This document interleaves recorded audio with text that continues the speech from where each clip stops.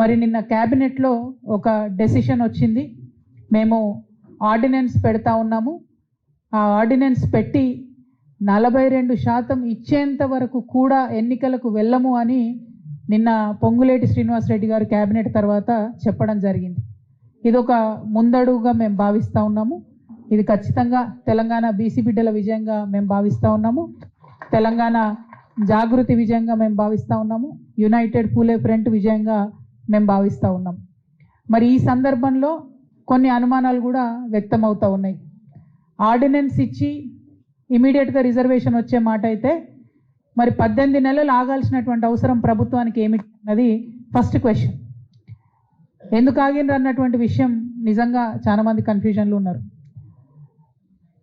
కేవలం కాంగ్రెస్ పార్టీ మాత్రమే చేసింది, మేము కొత్త బిల్లు పెడుతున్నాం, పాత బిల్లు కాదు అనేటటువంటి రాజకీయ లబ్ధి కోసం ఆగినరని ఇవాళ మేము బలంగా నమ్ముతా ఉన్నాం. ఆ రాజకీయ లబ్ధి కోసం వాళ్ళు ఆగినరు. భారతీయ జనతా పార్టీ దగ్గరికి, అంటే రాష్ట్రపతి గారి దగ్గరికి వీళ్ళు పంపించిండ్రు. వాస్తవానికి పర్మనెంట్గా ఈ దేశంలో బీసీలకు చట్టసభల్లో చోటు రావాలన్నా జరగాల్సింది ఏంది? కాన్స్టిట్యూషనల్ అమెండ్మెంట్ జరగాలి, అంటే రాజ్యాంగ సవరణ జరగాలి.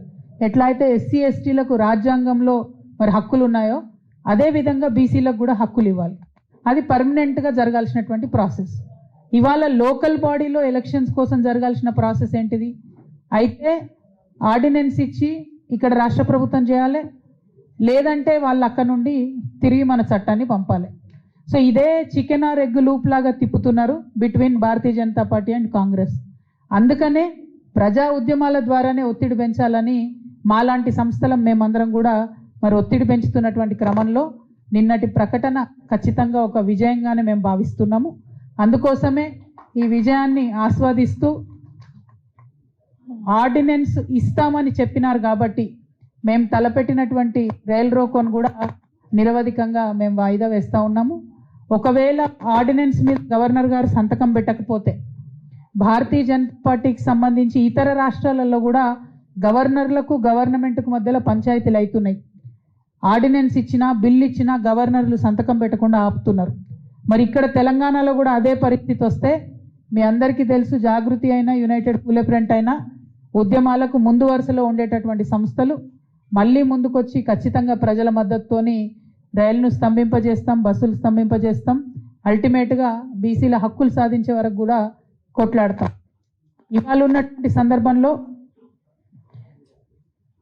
కాంగ్రెస్ పార్టీ ఎన్నికల్లో చెప్పినటువంటి హామీలు అమలు చేయకపోవడంతో కూడా బీసీ బిడ్డలు కానీ ఎస్సీ ఎస్టీ మైనారిటీలు కానీ ఇబ్బంది పడుతున్నటువంటి పరిస్థితి మనం చూస్తున్నాం. అది ఏదన్నా కావచ్చు, విద్యా ఉద్యోగాలకు సంబంధించి కావచ్చు, పెన్షన్లు కావచ్చు, 2500 కావచ్చు. ఇవి ఇవ్వకపోతే ఎక్కువ నష్టపోయేది ఎవరు? జనాభా. ఎస్సీ ఎస్టీ బీసీలే ఎక్కువగా నష్టపోతున్నారు.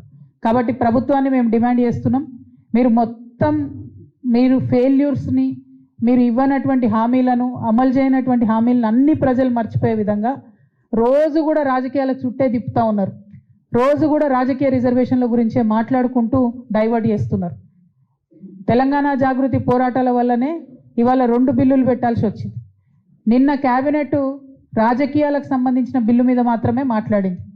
మరి విద్యా ఉద్యోగాల సంగతి ఏంది? అది కూడా ఖచ్చితంగా చెప్పాలి. దాని విషయంలో మీ వైఖరేందో స్పష్టం చేయాలని మేము ప్రభుత్వాన్ని డిమాండ్ చేస్తూ ఉన్నాం.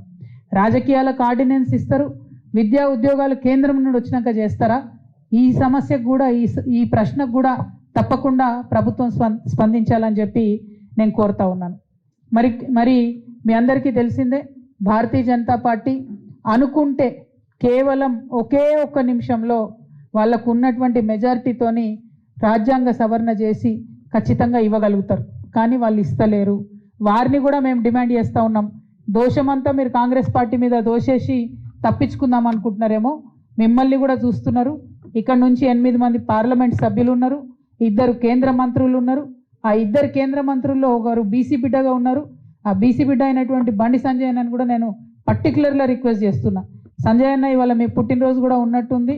పుట్టినరోజు శుభాకాంక్షలతో పాటు బీసీలకు పనికొచ్చేటటువంటి ఈ బిల్లుని మీరు రాష్ట్రపతి గారి దగ్గరికి పోయి వెనక్కి తీసుకొని రండి. దాని షెడ్యూల్ 9లో పెట్టించండి.